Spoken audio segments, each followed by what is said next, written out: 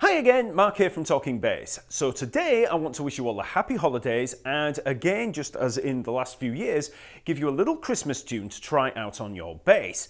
This week we're going to look at a chordal arrangement of Away in a Manger. In writing this arrangement I've tried to keep things fairly simple so it should be okay for the majority of players, although it could be a little bit tricky for absolute beginners.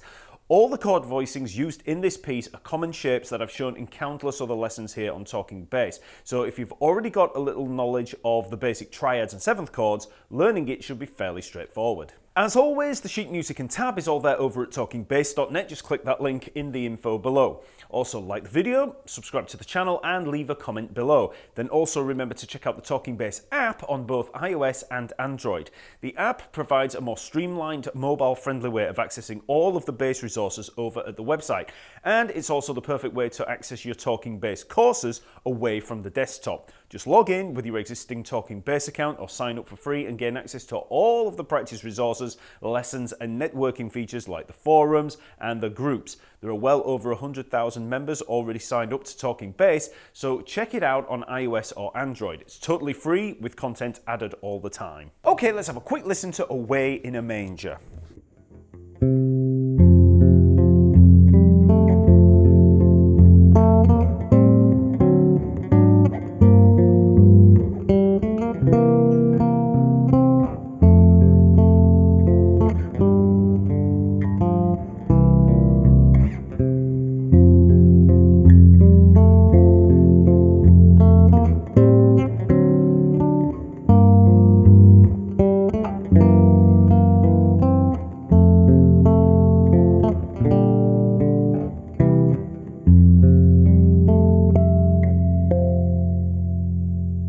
So before we start, just a little word on the tone here.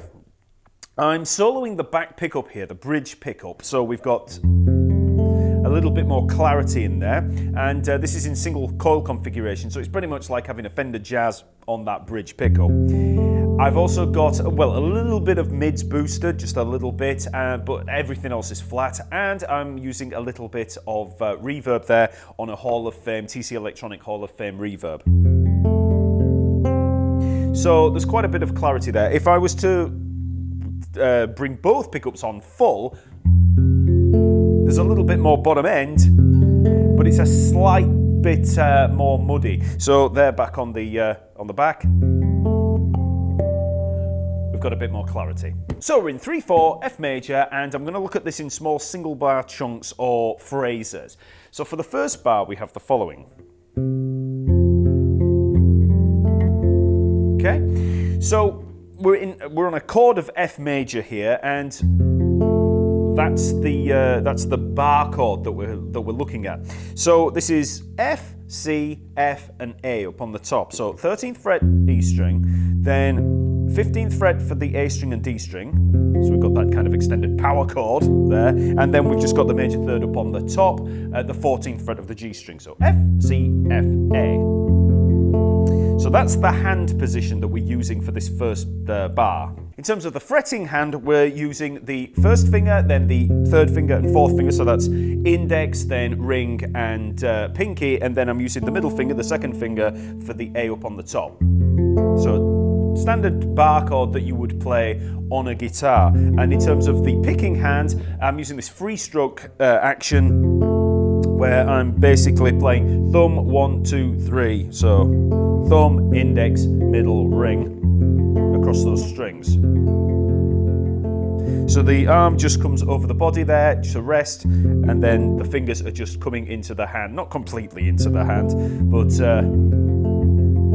you just want to practice that to begin with. So get that shape down and practice that picking pattern. So in terms of the piece, we begin with this melody note of C, 15th fret of the A string. So we're in position for the chord. You don't have to press down the A at the moment on the G string. You can just play these three notes here on the E, A, and D string. So you play the C on the A string, and then we play the octave. So in terms of the finger picking, I'm using the middle and thumb for the octave there.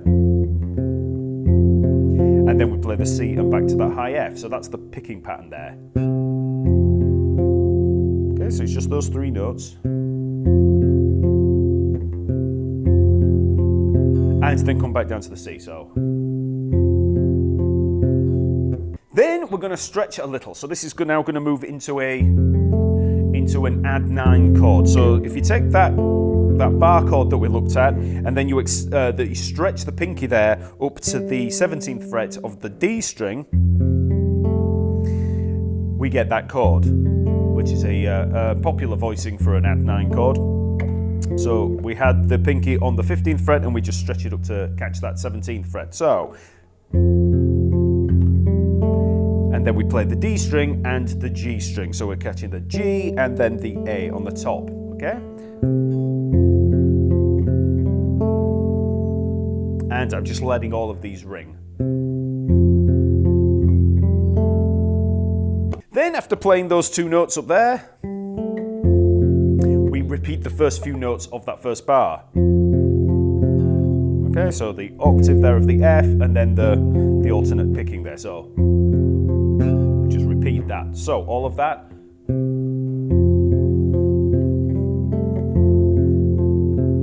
And remember to catch that low F there as we move into the second bar. So.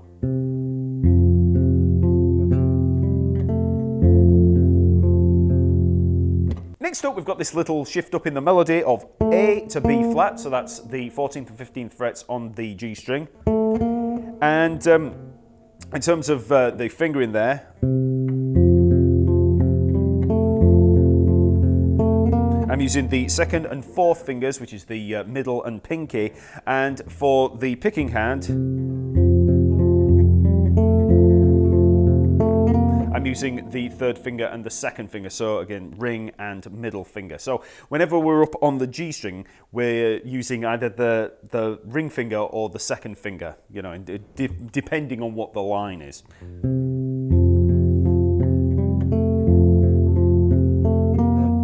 Next we have 3 chords. And then down to that G minor. So we have A minor 7, D7, so that's a little 2-5 kind of move, and then we have this little tritone substitution there of an A flat 7 with a D up on the melody there, so, and then G minor 7, so A minor 7, D7, A flat 7, G minor 7. So if you know those chords already,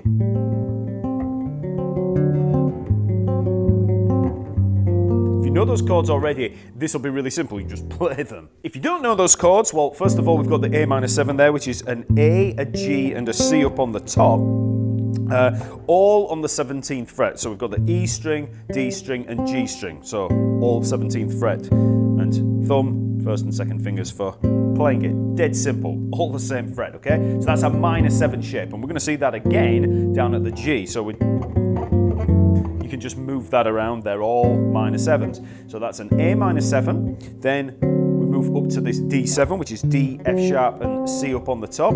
So 17th fret on the A string, 16th fret on the D string, and then the 17th fret on the G string. So it's this little triangle shape in terms of a shape. And like I said, you can just move it around. So that's a D7, a dominant 7 chord. Okay, so A minor 7. D7. If you've never played any of these chords before, you're going to have to practice them pretty much in isolation and get used to that shift. If you've never moved chords in this way before, it's going to take a little while to be able to, you know, just shift between them, but it comes just with practice. After the D7, we have this chord here. So this is an A flat 7 really, but without the third up on the top. So So we've got the A flat there at the 16th fret of the E string, and then we've got the G flat there at the 16th fret of the D string, so same fret again, and then we've got that D natural up on the top at the, what's that, the 19th fret of the G string. Okay? So on its own that sounds like a fairly dissonant chord, but all it is a passing chord moving down into the G minor 7. So next we move to the G minor 7, which again, if you know the A minor 7, just take everything down a whole step. So that's G, F, and B flat on the top. So all the same fret, 15th fret on the E string, D string, and G string. And I just play the E string and the G string together with the thumb and the second finger, and then just come down on the F and the G. So play the first two notes, the outer voices, and then come down. So all of that together. So if we put all of that together so far, we have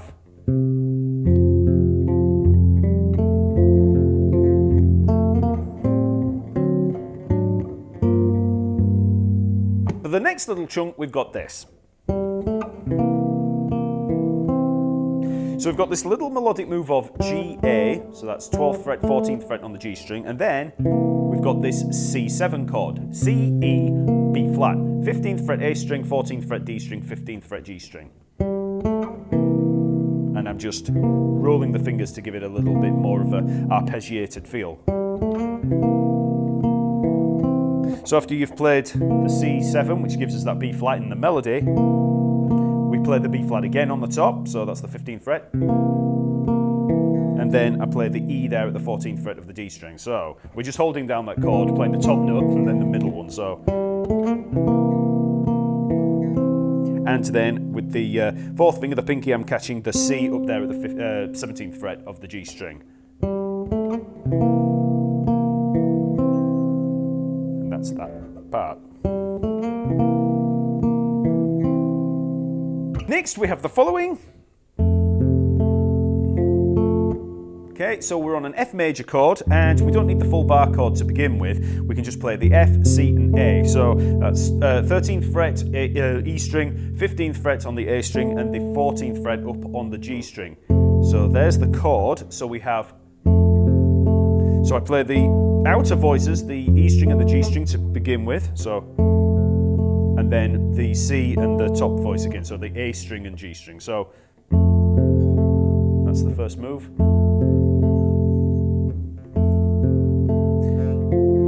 And then we add the fourth finger into the mix by holding down the F at the 15th fret of the D string so that we can play that and then the A up on the G string. So we're playing D string, G string. So let's just try all of that together from the beginning, slowly. So we've got.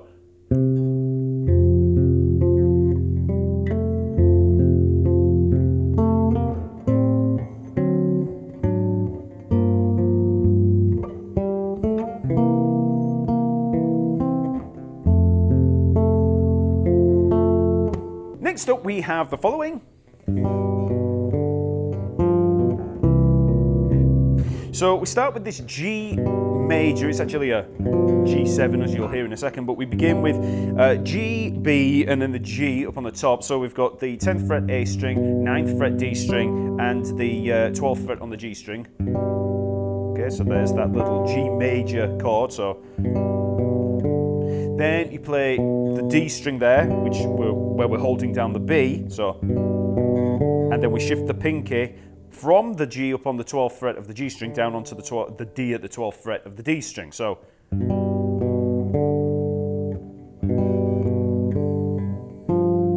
then we shift the third finger down to the F at the 10th fret of the G string, giving us this G7 chord. So think about the D7 and the C7 we've played already. Same little triangular shape. G, B, and F. 10th fret, A string, 9th fret, D string, 10th fret on the G string. So, okay, Okay, so you can play the whole chord or you can just play the two outer voices. It's totally up to you. And then all we do is play a C7 chord with the root notes on the E string. So this again is a very popular chord voicing. So we've got C and then the B flat and the E up on the top. So 8th fret on the E string and the D string for that minor 7th, and then the E is there at the 9th fret of the G string. Okay, so there's very popular dominant 7 chord voicing. So all I'm doing here is playing that chord by playing the two outer voices again, so the E string and the G string, and then just coming down through the D string and the E string again. Okay, so those two phrases there. So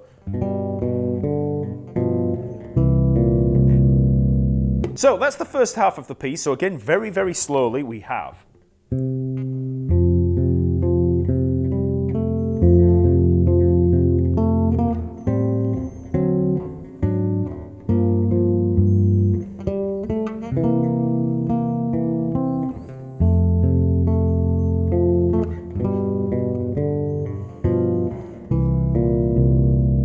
So now we're into the second half, and it's pretty much a repeat of the first half. So if you've got that down, it's quite easy working through the second half. There's just a few variations. So back into the melody note of C there and straight through. So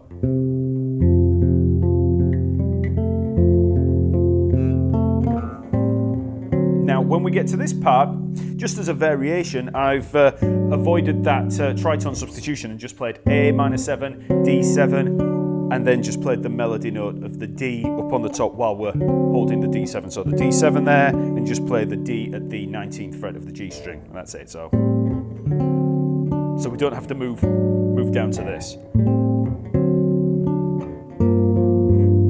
Back onto the G minor 7. So all pretty much the same there, with the exception of that A flat 7. So.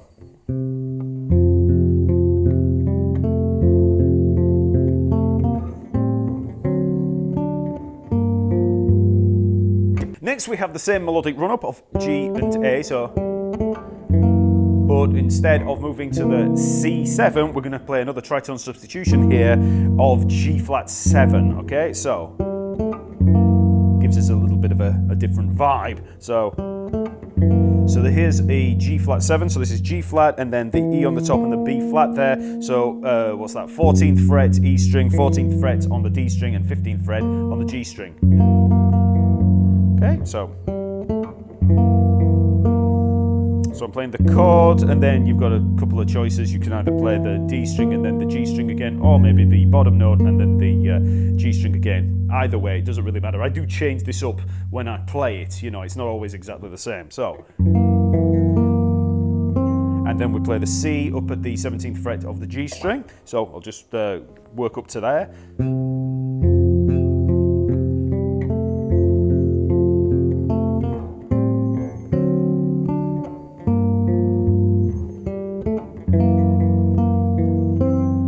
And now we're into the same as we were in the first half. So it's that F major chord again, so we've already played that. Okay, and now instead of the G major we had there, we've got this pretty much a first inversion G minor here. So we have the notes B flat, D, and G. So 13th fret A string, 12th fret on the D and the G string. So that's our first inversion G minor. So first inversion, it's starting on the 3rd, or the lowest note is the 3rd. Then the melody note is the D at the 12th fret of the D string. So we play the chord and then just catch that D string again because the melody note's already there. Then we have a basic C major triad, C, E, G, 15th fret A string, 14th fret D string, 12th fret on the G string, okay? And then we finish on an F major, well, an F add 9 chord, so. Okay, and I'll talk about that in a sec, but that's pretty much all it. So let's just go from the start of that second half. So we had.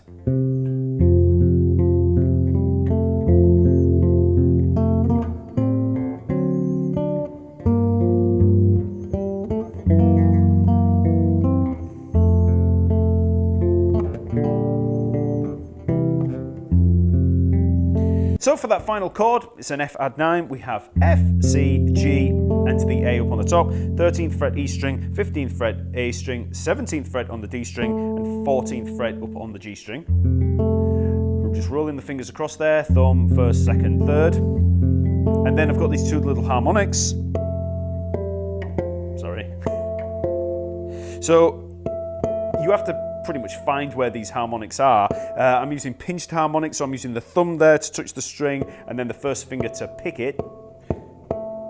So you'll find there's plenty of them around, but I generally kind of remember where they are relative to the pickups. So I know this one is going to be roughly at the edge of this first pickup that I've got here. And this is on the G string, so I'm holding down the A, but it's actually the 5th that's being played here. So I'm actually catching an E there, so it's a little bit like, so it's, there's the note, okay? So, and then I'm just bringing down the 4th finger there down to the, what's that, 15th fret of the D string, and I'm just playing on the string below in exactly the same place. So, okay, and that's it. So, okay, so that's the whole thing. So now let's put it all together and play it through from the beginning slowly.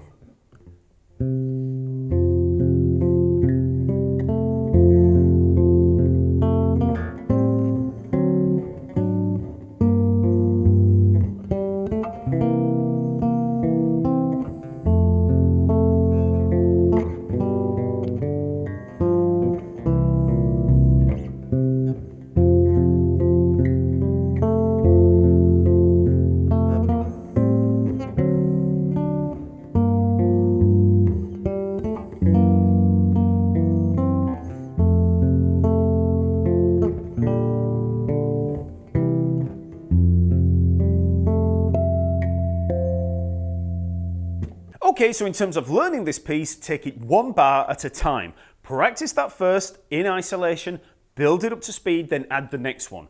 Learn it in isolation, then add it on, and practice until those 2 bars are correct. Then just rinse and repeat, adding bars or phrases until you have the whole thing memorized. It's worth mentioning that a good knowledge of simple chord voicings is going to help a lot in learning this tune because you'll be dealing with familiar shapes and just working around them. So if you want some help with those chords, just check the links in the info below. Okay, so that's Away in a Manger. Remember, the lesson material is all there over at Talkingbass. Just click the link in the info below. Also, be sure to subscribe to the channel and sign up to the Talkingbass network and membership to gain access to a massive community of like-minded bass players and a ton of bass practice resources and downloads. Okay, have a great Christmas and I'll see you next week.